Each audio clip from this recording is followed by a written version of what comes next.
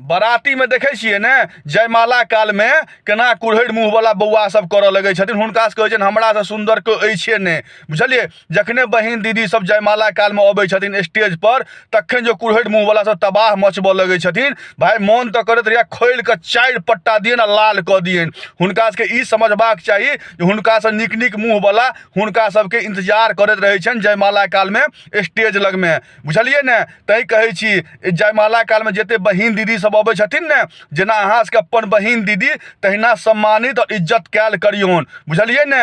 कियाकि ओहो किनको इज्जत और परिवार रहे छथिन, नहीं तो अहाँ सबके वजह से, बुझलिए ने, पूरा बराती के बेंग बना देल जाइ छै। तै लए एहन काम नहीं करी, बुझलिए। बराती में अबै के तो इज्जत सम्मान एकदम प्रतिष्ठा के साथ मजा करे के जाय के, नहीं तो फिर बुझते छियै की हाल है, केना बेंग बना दै छै अहाँ सबके वजह से, कुरहड़ मुँह वाला बुआ के वजह से, बुझलिए ने। सबके भोगऽ पड़ै छनि। हाँ।